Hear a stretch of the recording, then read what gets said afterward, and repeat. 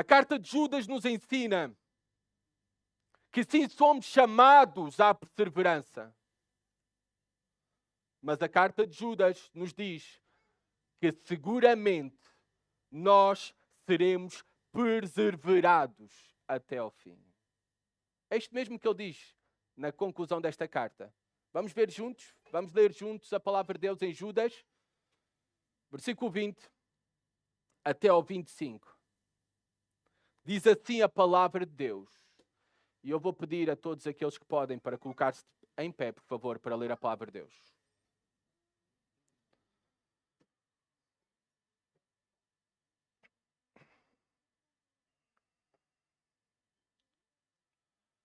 Mas vós, amados, edificando-vos sobre a fé santíssima, orando no Espírito Santo, guardai-vos no amor de Deus, esperando a misericórdia de nosso Senhor Jesus Cristo para a vida eterna. E mostrai compaixão para com alguns que estão em dúvida, e salvai-os, arrebatando-os do fogo, e a outros demonstrai misericórdia com temor, tendo repugnância até da roupa manchada pela carne.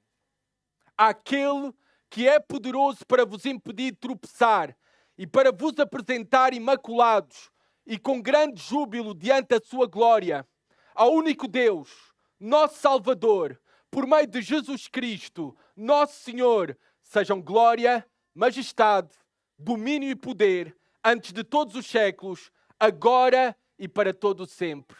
Amém. Podem sentar-se, amados irmãos e visitas. Primeiramente, desde a perspectiva do escalador cristão, rumo à glória. Ainda estamos aqui no presente, nesta realidade. Ainda estamos na escalada. E do versículo 20 a 23, nós temos um chamado à perseverança. Temos que continuar a escalar. E devemos fazer uso, usando a linguagem espiritual, obviamente, desta agilidade, do bom uso da mente, discernimento e de outras coisas que ele vai mencionar aqui do versículo 20 até ao versículo 23. A exortação principal é a seguinte: guardai-vos no amor de Deus. Guardai-vos no amor de Deus. Reparem como ele muda agora. Tem vindo a falar, nós vimos, no último sermão, eu sei que já foi há pelo menos 3 domingos atrás, ele falou sobre os líderes corruptos, os maus pastores, os falsos mestres e apóstatas. Deu as suas características. Agora, ele vai dizer quais devem ser as características dos verdadeiros cristãos. Ao concluir a exortação final da sua carta. E ele faz da seguinte maneira. Reparem o contraste, a mudança do público de quem ele está a falar. Versículo 20. Mas vós, amados. Ele agora não está a falar de líderes corruptos. Ele agora não está a falar de apóstatas. Ele está a falar para o povo de Deus, para a igreja de Cristo, para os verdadeiros irmãos, para os verdadeiros pastores. Mas vós, amados, sempre que tu encontras esta pequena conjunção na Bíblia, nas Escrituras, a conjunção mas, sempre, tu deves parar e dar graças a Deus. Tu deves dar graças a Deus por esta pequena conjunção quando a encontras na Bíblia. Porque ela marca um contraste. Ela, na verdade, ela relembra-nos, mas vós, contraste com os apóstatas, contraste com os falsos irmãos, contraste com os líderes corruptos, mas vós, relembrando Judas, os leitores originais da sua carta e por extensão a todos nós como povo de Deus, da nossa nova identidade. Relembrando-nos do nosso novo discipulado. Nós somos de Jesus Cristo. Nós pertencemos a Ele. Nós somos os filhos amados. Nós já não somos como os demais, nem andamos, nem praticamos, nem devemos de o fazer. As obras dos demais que não conhecem a Jesus Cristo são apóstatas. Ou aqueles que estão na infidelidade como líderes corruptos. Judas se dirige aos cristãos nesta carta e somente a ele, aos cristãos, os trata como amados. Somente a eles. Ele não falou assim dos apóstatas. Ele não falou assim dos líderes corruptos. Somente aos verdadeiros cristãos, irmãos, ele trata como amados. Ele faz isso ao longo da sua carta. Aliás, logo na introdução da sua carta, se vocês bem se lembram, reparem como ele se refere aos cristãos, a quem ele está a escrever, aos chamados e amados em Deus Pai. Isto nos ensina que nós também devemos fazer, uma igreja fiel deve fazer um contraste claro entre irmãos e falsos irmãos. Entre pastores fiéis e líderes corruptos. Não devemos tratar a todos de igual maneira. A Bíblia é clara que não devemos acolher, seguir, receber e apoiar líderes corruptos e qualquer apóstata. Não devemos ter a todos também, por igual, colocar todos no mesmo saco. É isso que tem levado muitos a não voltarem a congregar-se numa igreja, porque em determinado lugar, debaixo de determinada liderança, foram feridos por líderes corruptos. Na verdade, devemos entender que o Senhor tem o seu povo fiel, a sua igreja fiel, e nós devemos fazer um contraste entre aqueles que são o seu povo fiel e aqueles que são os infiéis. Como somos os amados de Deus e fomos relembrados, nós devemos fazer o quê? Nós devemos, na Almeida século XXI, diz, conservai-vos no amor de Deus. Talvez na tua tradução está, guardai-vos no amor de Deus, ou observai no amor de Deus. Porquê é que eu estou a saltar para o versículo 21? Porque eu sei que no português isto não é tão notório, mas o imperativo principal desta porção, desta carta, da conclusão desta carta, o imperativo principal está em guardai-vos no amor de Deus. E é por isso que eu vou começar pelo imperativo principal, porque tudo o resto que nós vamos ver, que Judas diz aqui, edificando-vos sobre a vossa fé, orando no Espírito, esperando a misericórdia, isto tudo deriva do cumprimento deste mandamento principal. Guardai-vos no amor de Deus. Isto nos lembra do seguinte: nós estamos num relacionamento amoroso com Deus. Esse relacionamento amoroso com Deus é confirmado na nossa vida com Ele, na nossa comunhão com Ele, confirmada pela nossa obediência, não pela obrigação, mas pelo amor. Pelo amor. Nós, na verdade, não obedecemos a Deus, se somos verdadeiramente filhos dele, por obrigação. Nós obedecemos porque o amamos. Amamos o nosso Pai, o nosso Deus, o nosso Rei, o nosso Senhor, o nosso Salvador. É o amor que é a fonte do cumprimento de toda a lei. Amarás o Senhor teu Deus de todo o teu coração e amarás o teu próximo como a ti mesmo. É o cumprimento do amor. Reparem como o apóstolo João coloca isto, coloca estas palavras do Senhor Jesus Cristo e registra as mesmas no seu Evangelho, no capítulo 15, versículo 9 a 11. Não têm que abrir, eu vou ler para vocês.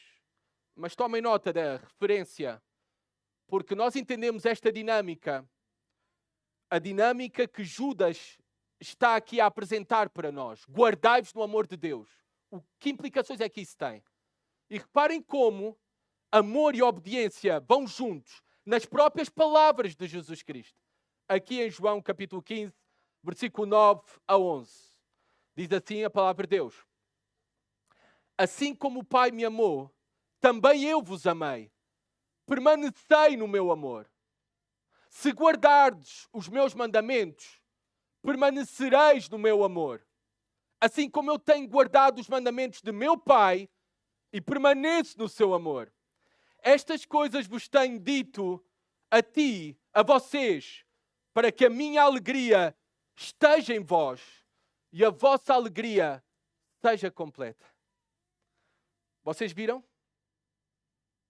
Este relacionamento de amor e guardar-nos no amor de Deus é guardar-nos na obediência aos seus mandamentos. Porque quem obedece conheceu o amor de Deus, esse amor o transformou e ele agora responde em amor para com Deus.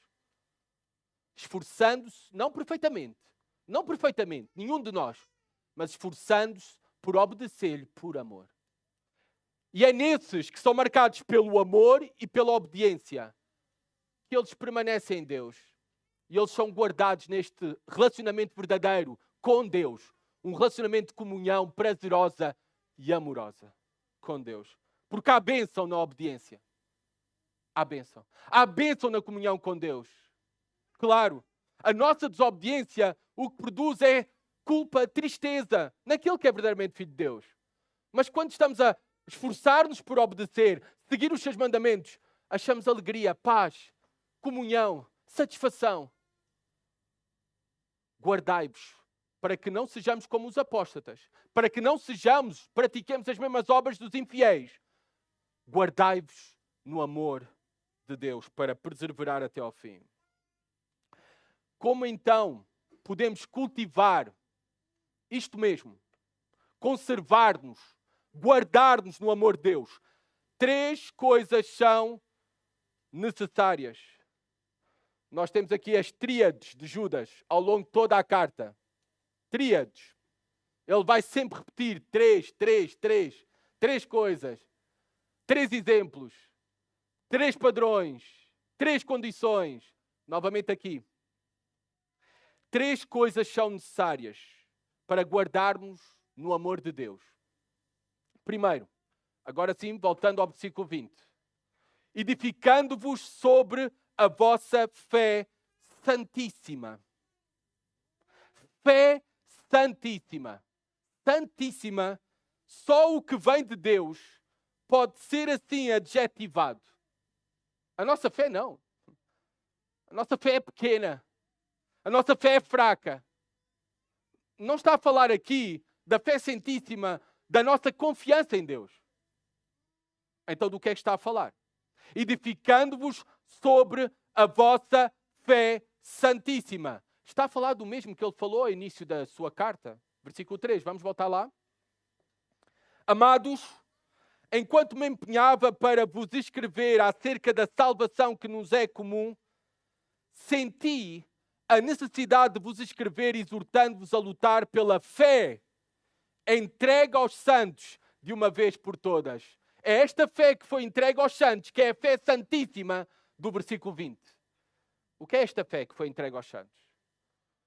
É uma referência de Judas, ao longo da sua carta, a todo o corpo da verdade bíblica, a todo o corpo da sã doutrina, do ensino recebido diretamente dos apóstolos, que os mesmos receberam de Jesus Cristo, edificando-vos sobre a fé santíssima.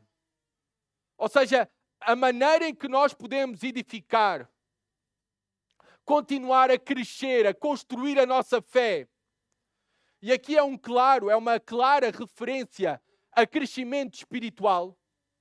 A maneira pela qual nós podemos continuar a crescer e a perseverar espiritualmente e a florescer espiritualmente a vida de Deus em nós é somente e unicamente através do alimento da palavra de Deus. Da fé santíssima, da verdade, da sã doutrina. As nossas vidas, amados irmãos, elas devem estar centradas na palavra. Não apenas o nosso culto ao domingo, mas todos os cultos que nós prestamos ao Senhor com as nossas vidas, em tudo aquilo que nós fazemos, os nossos lares, os nossos relacionamentos, o nosso casamento, a nossa paternidade, o nosso trabalho, os nossos estudos, centrados e alimentados pela verdade da palavra de Deus. Esta comunhão com Deus, por meio de bebermos e nos alimentarmos da sua palavra, não apenas ao domingo, diariamente. Diariamente. A nossa igreja, ela deve ser centrada e nutrida constantemente na palavra. É por isso que em todas as nossas atividades, nós temos exposição da palavra. Foi isso mesmo que Jesus Cristo veio fazer. Hoje de manhã, ali no culto da Missão Batista na Venda, eu preguei em Marcos, capítulo 1, versículo 14 e 15. Depois do batismo de Jesus Cristo, depois da tentação no deserto, o que vemos que é destacado primeiramente no ministério de Jesus Cristo é que ele foi um pregador do Evangelho de Deus, da palavra de Deus, porque é a única que pode dar vida às almas. E é a única que pode fazer-te florescer espiritualmente. Alimenta-te da palavra de Deus continuamente, constantemente. Medita, lê, memoriza, estuda, partilha.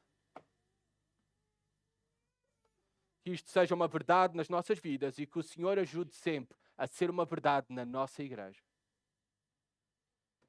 Segunda coisa que nós devemos fazer para guardarmos o amor de Deus, edificarmos na palavra, na fé santíssima, mas a segunda também fala.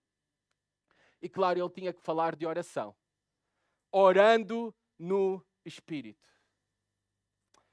Às vezes pessoas podem pensar ou perguntar-se o que é mais importante, a palavra ou a oração? É a mesma coisa que tu perguntares o que é mais importante para ti, inspirar ou expirar. Precisas das duas coisas. Precisas das duas coisas. Não podes escolher só uma para sobreviver. Assim é na vida espiritual. Se queres guardar-te, permanecer fiel até ao fim, perseverar, precisas de ouvir a voz de Deus, a palavra de Deus alimentar a tua alma, mas também precisas falar com Deus. Orando no Espírito. O que é isso, orar no Espírito Santo? Bem, os nossos irmãos pentecostais, neopentecostais, vão logo agarrar neste versículo e dizer que se refere a falar em línguas. Mas não tem nada a ver com isso. Orar no Espírito Santo é orar em sujeição à vontade do Espírito Santo. Por outras palavras mais simples, é orar de acordo à vontade de Deus. Não se refere a falar em línguas. Mas orar no Espírito Santo é orar por aquilo que é de acordo com a vontade, desejos e decretos do Espírito Santo. E se a tua alma e a minha alma está a ser edificada na palavra, nós vamos orar de acordo à palavra, à vontade do Espírito Santo. Vamos? Por isso é que Judas diz, orando no Espírito Santo. Deixem ler para vocês João 14, versículo 14 a 17. Diz assim a palavra de Deus. Jesus Cristo falando sobre oração. Se me pedirdes alguma coisa em meu nome, eu a farei. Se me amardes, obedecereis aos meus mandamentos. E eu rogarei ao Pai, e Ele vos dará outro Consolador, está a falar do Espírito Santo, para que fique para sempre convosco. O Espírito da verdade, o qual o mundo não pode receber, porque não o vê nem o conhece. Mas vós o conheceis, pois Ele habita convosco e estará em vós. Por isso é que podemos orar no Espírito Santo. E Ele nos auxilia nas nossas orações, para orarmos de acordo à vontade de Deus. A oração é fundamental para perseverar até ao fim, porque Deus determinou assim. Soberanamente, Deus determinou que vai executar a sua vontade em nós e através de nós, na sua igreja, por meio das orações do seu povo, dos seus filhos. Então, duas coisas já vimos para guardarmos até ao fim, perseverar até ao fim no amor de Deus. Primeiro, edificando-nos na palavra. Segundo, orando no Espírito. Terceiro, versículo 21. esperando a misericórdia de nosso Senhor Jesus Cristo para a vida eterna. Este verbo aqui traduzido na minha tradução por esperar ou esperando, na verdade ele também pode ser traduzido até dando as boas-vindas ou ansiando de dar as boas-vindas. Ou seja, é viver com a expectativa e a esperança na volta de Jesus Cristo. Que triste hoje em dia há tão poucos sermões sobre a volta, a segunda volta de Jesus Cristo. Que pouco nós falamos entre nós sobre esta realidade que nós esperamos iminentemente, a volta de Jesus Cristo. Que pouco é que nós pensamos na mesma. Eu falo por mim. Parece que estamos demasiado cômodos e confortáveis nesta vida e prósperos para a satisfação da nossa alma. Quando o que devemos ansiar com grande expectativa é uma nova realidade muito melhor do que esta, que ela será consumada com a vinda do nosso Senhor e Salvador Jesus Cristo. Essa é a nossa esperança maravilhosa e gloriosa. Eu espero que a tua esperança não seja viver para sempre nesta terra. Eu não quero. Eu não quero esta realidade para sempre. Nem que me oferecessem 10.000 anos aqui nesta terra. Eu não quero. Eu prefiro viver na realidade que será a restauração de todas as coisas, os novos céus e nova terra, com o meu Senhor Jesus Cristo. Se nós queremos nos guardar fiéis até ao fim, perseverar até ao fim, nós temos que alimentar as nossas almas com esta verdade. A verdade que a nossa esperança não está aqui, o nosso fim não é aqui, por muito que as circunstâncias sejam difíceis. Por muito que talvez tu chegaste até aqui e estás a atravessar um deserto árido que está a ser cheio de dificuldades para a tua vida, eu não sei, pode ser uma doença, pode ser que foste despedido do teu trabalho, pode ser problemas de relacionamentos interpessoais, pode ser calúnias contra a tua pessoa, difamações, eu não sei o que é. Neste mundo nós sabemos que vamos ter muitas aflições. Mas tenham paz. Jesus Cristo venceu o mundo. E nós aguardamos a sua volta, onde Ele irá restaurar todas as coisas. O que é que Judas está a dizer? Para nós perseverarmos no presente até ao fim, até ao último suspiro das nossas vidas, ou até que Cristo volte, o que é que devemos de fazer? Devemos viver com a eternidade em vista e ansiosamente desejar a volta do Senhor. A vida eterna na glória, a nossa esperança que está reservada nos novos céus e nova terra, será incomparavelmente melhor que a nossa miserável realidade aqui. É ali e somente ali que plenamente e perfeitamente desfrutaremos para todo o sempre daquilo que foi conquistado para nós por meio de Jesus Cristo. E unicamente foi conquistado e somos relembrados por Judas, não pelos nossos méritos, pela misericórdia do Senhor Jesus Cristo para conosco. Pela misericórdia do Senhor Jesus Cristo para conosco.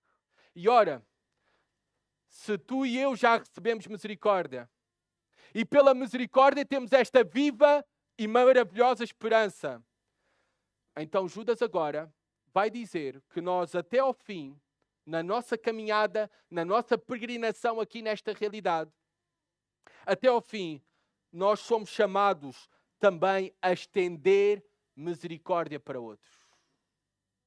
Se nós somos os amados de Deus, se temos experimentado o amor de Deus, o perdão de Deus, a reconciliação com Deus, a comunhão com Deus, agora porque temos o Espírito de Deus, nós somos chamados também a estender o seu amor para com outros, a sua misericórdia para com outros. E fomos comissionados para o mesmo. E é por isso que agora o foco sai de nós mesmos, de Judas. No versículo 20 e 21, ele diz aquilo que nós devemos fazer individualmente. Mas agora ele aponta porque a vida cristã não é para viver para nós mesmos. É para Deus e para serviço aos outros, para a glória do Senhor, para o bem dos outros, para a bênção de outros. E no versículo 22 e 23, ele agora vai falar daquilo que nós devemos fazer para perseverar até ao fim também. Somos comissionados a estender cuidado para os outros, misericórdia para os outros, compaixão para os outros. E como é que Judas vai fazer isto também? Outra vez com outra tríade. Outra tríade. No versículo 22 e 23, ele vai apresentar para nós 3 grupos distintos. Há quem diga que, e há uma grande discussão neste versículo, que na verdade não são 3 grupos distintos. E até podes ver algumas traduções, como a minha, Almeida século XXI, isto não é tão notório, 3 grupos distintos. Há quem diga que é apenas 3 condições distintas. Mas, independentemente, é aplicável esta realidade de Judas, de como nós devemos olhar para os outros. Eu creio, por causa do texto crítico, ou seja, dos manuscritos mais antigos, em que, na verdade, estes manuscritos mais antigos apresentam claramente identificado 3 grupos distintos de pessoas. Diz o seguinte, então aqui Judas, no versículo 22 e 23. Primeiro ele fala dos que duvidam ou vacilam. Versículo 22. E mostrai compaixão para com alguns que estão em dúvida. Depois ele vai falar, na minha tradução, ele não diz outros. Nos manuscritos mais antigos, fala e menciona outros. E a outros, salvai-os, arrebatando-os do fogo. Ou seja, ele está a falar do segundo grupo, aqueles que estão em grande perigo. Eles estão em perigo de serem consumidos pelo fogo. Há uma ação urgente para salvá-los. Já vamos falar mais sobre isso. E o terceiro grupo, reparem ao final do versículo 23, e a outros demonstrai misericórdia com temor, tendo repugnância até da roupa manchada pela carne. Está a falar daqueles que já estão numa condição tal de contaminados, imersos, não estão na dúvida, estão imersos no erro, no pecado. E com eles, Judas vai dizer que temos que agir com grande cuidado. Com grande cuidado. Estás-te a perguntar, talvez, isso é só um aspecto técnico. Eu não quero dar aqui aspectos académicos, mas talvez ficou a pergunta: porque é que eu mencionei que estou a seguir o texto crítico, em que os manuscritos mais antigos apresentam estas distinções de 3 pessoas, mas depois há os documentos que não são os mais antigos, mas a maioria dos manuscritos na tradução já não é tão marcado 3 grupos distintos de pessoas. São escolhas que têm que se fazer. Isto, não penses mais sobre isso. Tem a ver com o ambiente académico, teológico. Independentemente de serem 3 grupos distintos ou diferentes condições das pessoas, foca-te naquilo que é a lição principal de Judas. Estender amor e misericórdia para aqueles que estão nesta condição. Vamos ver desta maneira? Reparemos. Os que duvidam ou vacilam. Qual deve ser a nossa atitude para com eles? Compaixão, misericórdia. E mostrai compaixão. Literalmente, mostrai misericórdia. É um imperativo. É um dever que nós temos. Porquê é que nós devemos mostrar compaixão e misericórdia para aqueles que estão a duvidar? Para aqueles que estão a ser, de acordo ao contexto desta carta, influenciados negativamente e a deixarem-se influenciar por líderes corruptos. Porquê? Porque, tal como eu ouvi pelo meu grande amigo Tiago Azevedo, vou-te citar, meu irmão, algo que eu ouvi pela primeira vez com o Tiago Azevedo, desde que comecei a compartilhar com ele no escritório os meus estudos da carta de Judas, eu lembro da primeira frase que ele me disse, e que nunca mais esqueci, e agora estou a usar neste sermão. Falsos mestres são falsos, mas também são mestres. Falsos mestres são falsos, mas também são mestres. Eles têm uma grande capacidade de manipulação. Eles têm uma grande capacidade de domínio. Eles têm uma grande capacidade de engano. Eles têm uma grande capacidade de influência. Eles são falsos, mas eles são mestres naquilo que fazem. Eles podem estar numa igreja. Eles podem estar num seminário. E estão. Eles podem estar na escola bíblica dominical com crianças, ser um professor ou uma professora. Eles podem estar numa organização missionária. Eles podem estar num livro. Eles podem estar num programa de TV. Eles podem estar num podcast. Eles podem estar nesta igreja. Eles podem estar em qualquer lugar como um terrorista espiritual. Eles podem estar em qualquer lugar.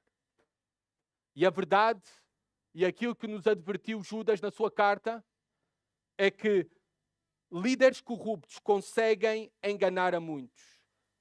Nem que o façam apenas por um tempo, mas eles conseguem.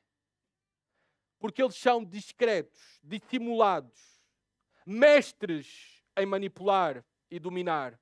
Eles têm aparência de piedade e espiritualidade.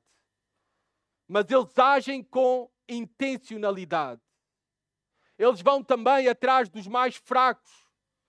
Eles aproveitam as nossas limitações, as nossas dúvidas, com o propósito de deixarem as almas confusas. É por isso que Judas diz: compaixão para com alguns que estão em dúvida. Aqueles que estão a hesitar. Aqueles que estão a vacilar. Reparemos, Judas não está aqui a tratar como falsos irmãos. Judas não está aqui a tratar como apóstatas. Judas está a dizer que são apenas almas confusas, vacilantes. Não são falsos irmãos. Não são anticristos. E isto pode acontecer com qualquer um de nós. Por isso nós devemos, se estamos mais atentos e o Senhor nos deu discernimento, nós devemos ter compaixão e misericórdia com aqueles que estão a ser enganados por líderes corruptos. Nós temos a obrigação de mostrar compaixão, bondade, amabilidade para com os mesmos.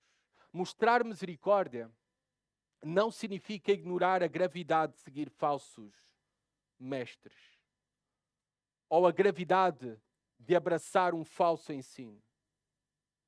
Mas sim mostrar compaixão, e é o que Judas nos quer exortar, é que nós devemos de exortar daquilo que dependa de nós, essas pessoas à verdade. E o devemos fazer de uma maneira graciosa e paciente. Nós devemos ser diligentes para apresentar por compaixão e misericórdia a verdade bíblica para eles. Para estas almas confusas, vacilantes, que estão a hesitar debaixo de falso ensino e líderes corruptos. E nós o devemos fazer antes deles ficarem permanentemente presos a eles. Quanto mais tempo a exposição a uma liderança corrupta, mais marcas deixará na alma de alguém.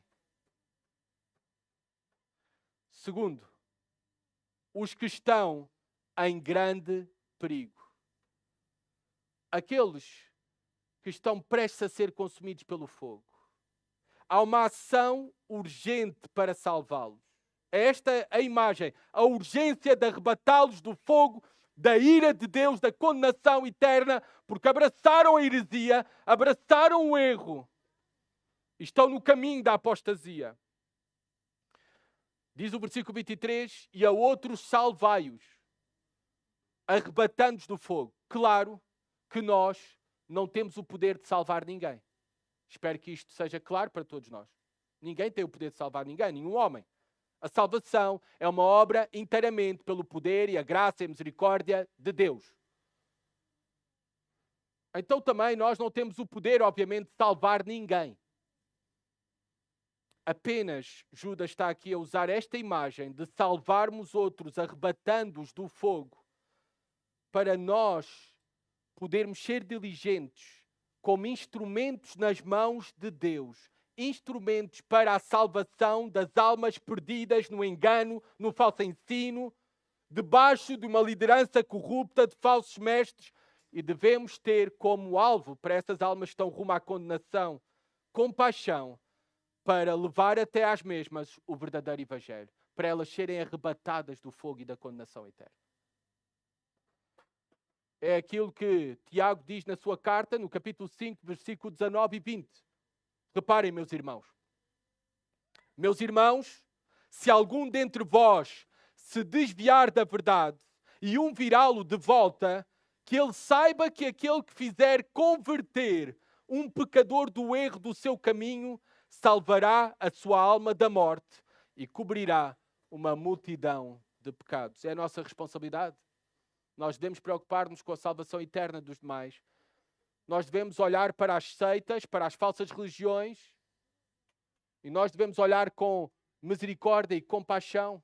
Nós devemos aproveitar os nossos contactos, talvez vizinhos nossos, colegas nossos, e devemos ser intencionais e diligentes a compartilhar o Evangelho, o verdadeiro Evangelho, para a salvação da alma dos mesmos. Terceiro, Judas vai falar dos que já estão contaminados pelo erro ou pecado. Reparem como faz. E a outros, versículo 23, demonstrai misericórdia com temor, tendo repugnância até da roupa manchada pela carne. Ou seja, aqueles que estão no erro, completamente convencidos e confirmados também no pecado, no erro, nós devemos agir com grande cuidado com os mesmos. Ainda temos uma responsabilidade de mostrar misericórdia, de expô-los ao verdadeiro Evangelho, mas devemos fazê-lo com grande cuidado. É o que ele está a dizer. E usa uma imagem muito interessante. Reparem. Tendo repugnância até da roupa manchada pela carne. Sabem de que parte da roupa é que ele está a falar aqui? Se fosse a tradução moderna para os nossos tempos, século XXI, iria colocar Judas o seguinte: as cuecas, a roupa íntima. E reparem que ele diz, tendo repugnância até da roupa íntima, manchada pela carne. Está a falar de cuecas sujas por fluidos corporais. Perdoem-me trazer esta imagem, mas é a imagem que Judas está a trazer. O que é que Judas quer nos ensinar com isto? Quando vemos pessoas absorvidas, imbuídas numa vida de pecado e de devassidão, nós temos que ter misericórdia para com as mesmas. Nós temos que nos aproximar das mesmas para compartilhar o verdadeiro Evangelho. Mas cuidado, porque muitos se aproximando para livrar alguém de se afogaram juntamente com eles. E este é o alerta de Judas. Cuidado. Muitos para ajudar outros, pastores inclusive, no aconselhamento para ajudar outros, vieram a cair. Vieram a serem considerados desqualificados. Muitos também para ajudar outros. Os outros estão numa crise de fé, nas dúvidas. Também porque não estavam tão preparados e tão maduros, ficaram eles também confusos e em crise e com dúvidas da sua fé. Eu conheço casos assim. Então o que Judas está a dizer, cuidado. O façam, mas com muito cuidado, com muita cautela. Nós devemos ter repugnância pela corrupção do pecado e uma grande cautela, por isto esta imagem de Judas, para não sermos também nós manchados e sujos pelo mesmo pecado e contaminados espiritualmente pelas suas palavras e pelas suas ações. Em bom português, como é que nós costumamos dizer? As más influências corrompem os bons costumes. Reparem o que Paulo diz em Romanos 16, versículo 17 e 18. Vou ler para vocês, amados irmãos.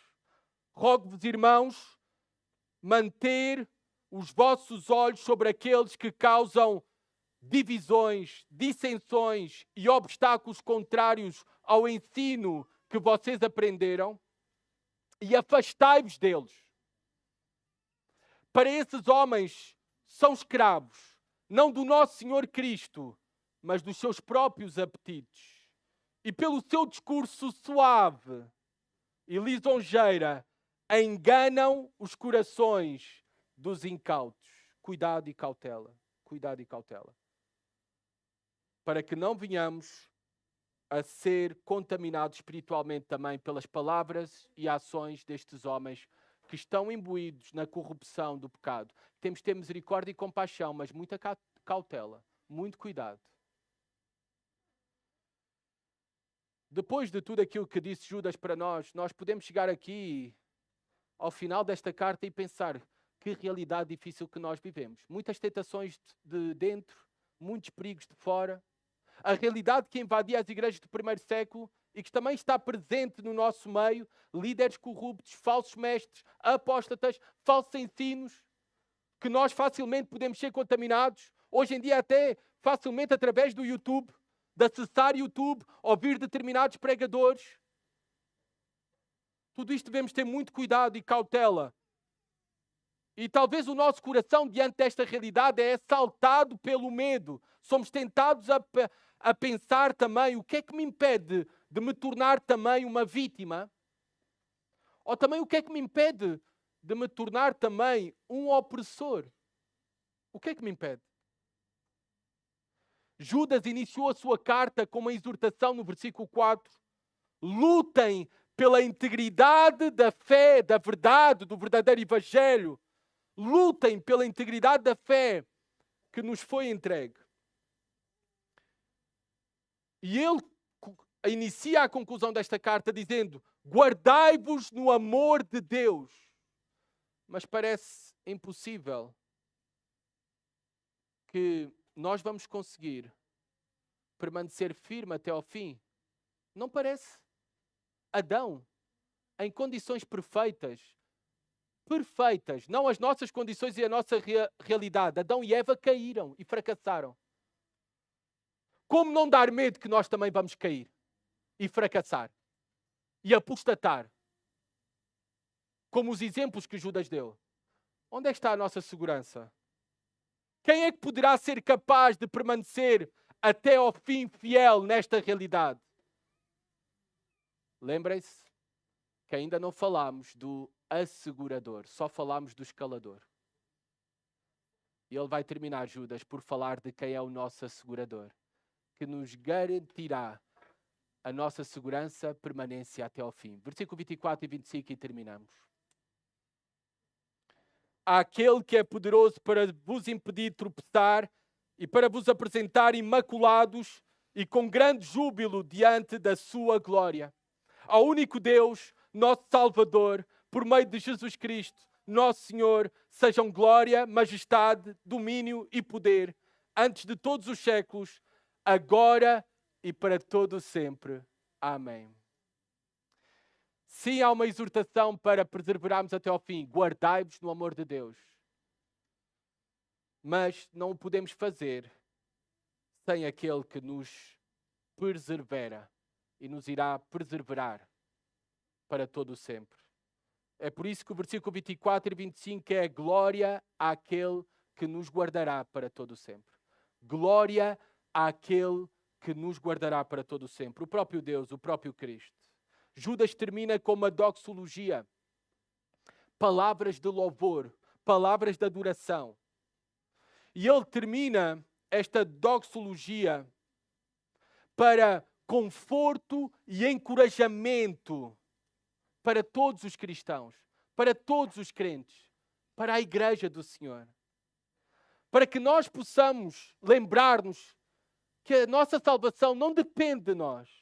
A nossa permanência da fé não depende de nós. A nossa vitória final não depende de nós. Mas depende do amor leal, fiel de Deus e do seu poder. Do seu poder. Aquele que é poderoso para vos impedir de tropeçar. Reparem, Deus não apenas quer salvar-nos, Ele é o único que garante a nossa salvação. Ele pode fazer com que permanecemos seguros até ao fim. Ele pode impedir que tropecemos. E esta é a doutrina da perseverança dos santos. A perseverança dos santos. É uma doutrina gloriosa da salvação. Porque pensemos, amados irmãos, a eleição, a justificação, a regeneração, a conversão, a adoção, nada disto seria alguma coisa se nós não tivéssemos a garantia que a nossa salvação repousa segura para todo o sempre. A vida cristã, na verdade, seria uma vida agitada pelo medo e a ansiedade constante, pensando que nos podíamos esforçar durante toda a nossa vida, mas no final morrer na praia e cairmos e tropeçarmos. A perseverança desta doutrina gloriosa e maravilhosa da nossa salvação é que sim, a nossa eleição, regeneração, conversão, adoção é segura, porque Ele nos irá guardar para todo o sempre. Glória ao único que é poderoso para nos guardar para todo o sempre. Paulo diz o seguinte, em Romanos 8:30, e aos que predestinou, a esses também chamou, e aos que chamou, a esses também justificou, e aos que justificou, a esses também glorificou. É certa a nossa glorificação final. É certa. É por isso que vale a pena seguir a Cristo. É por isso que vale a pena tantos sacrifícios no presente. É por isso que vale a pena lutar pela fé. É por isso que vale a pena lutar constantemente contra líderes corruptos, falsos mestres, apóstatas. É por isso que vale a pena nos esforçarmos para cumprir a grande comissão de levar o verdadeiro evangelho às almas que estão no erro, no engano, no pecado. Vale a pena tudo isto porque não é em vão. Vale a pena porque nós não corremos o risco de morrermos na praia ao final. Vale a pena porque nós sabemos que a nossa salvação é segura e é para todo o sempre.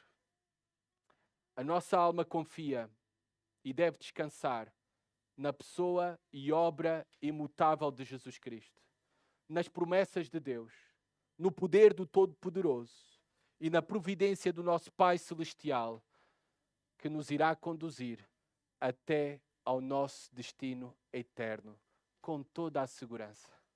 Com toda a segurança. É por isso que diz aqui Judas, e para vos apresentar imaculados e com grande júbilo diante da sua glória.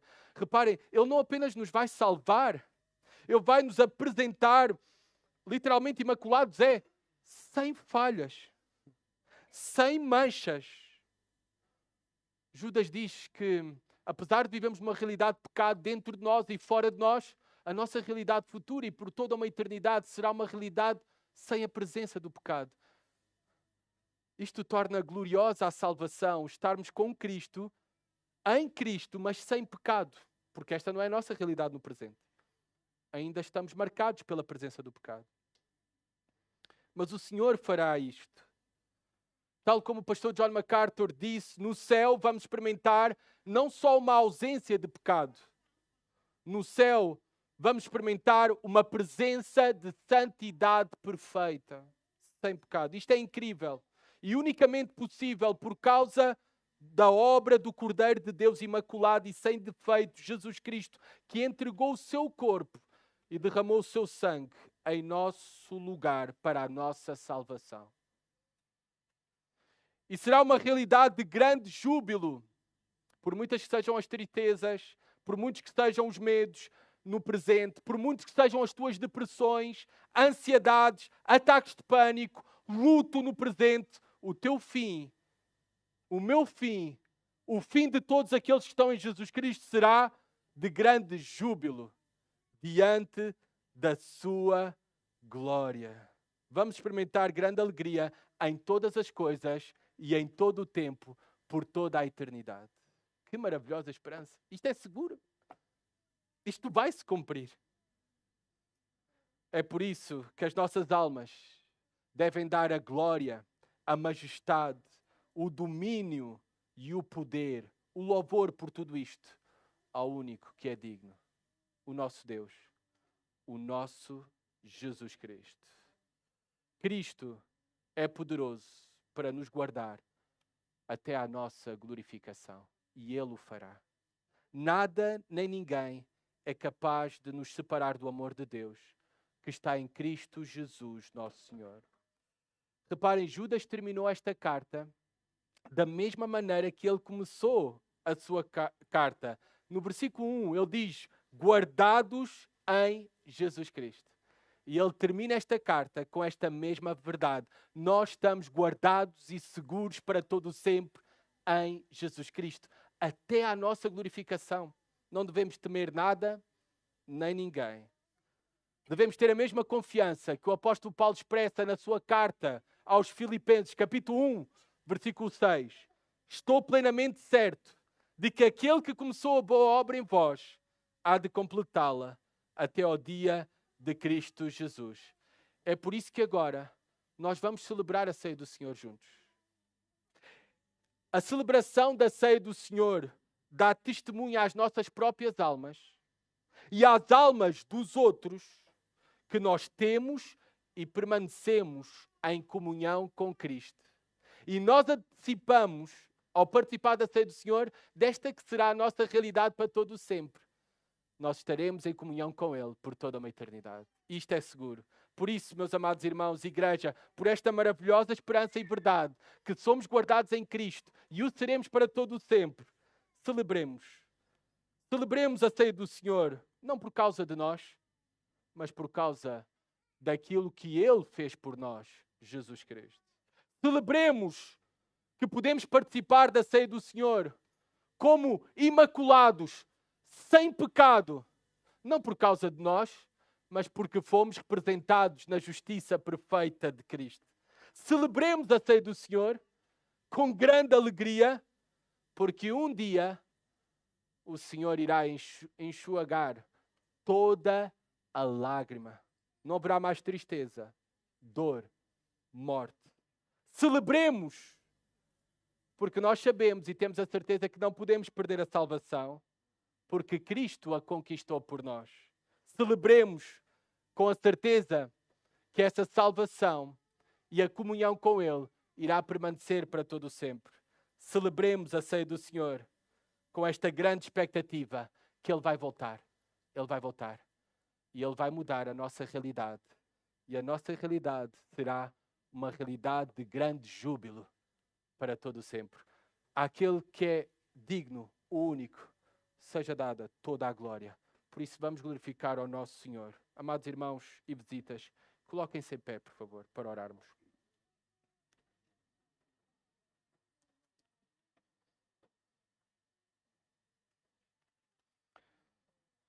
Oremos em preparação. Enquanto isso, o nosso irmão Daniel Cadete, presbítero aqui da nossa igreja, ele depois estará a vir também para conduzir-nos na celebração da ceia do Senhor, mas agora uma oração de preparação para este momento.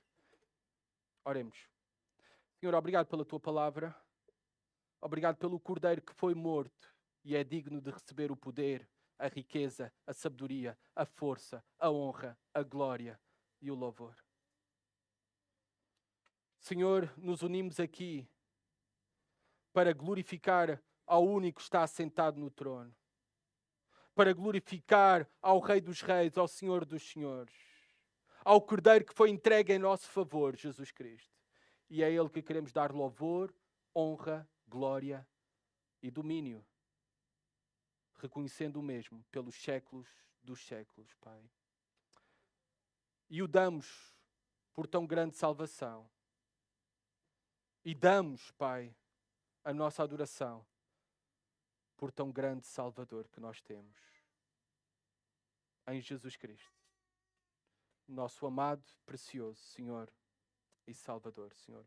Que vivamos com esta segurança, Pai, fiéis até ao fim, sabendo que Tu irás fazer com que permanecemos até ao fim, Senhor. Amém.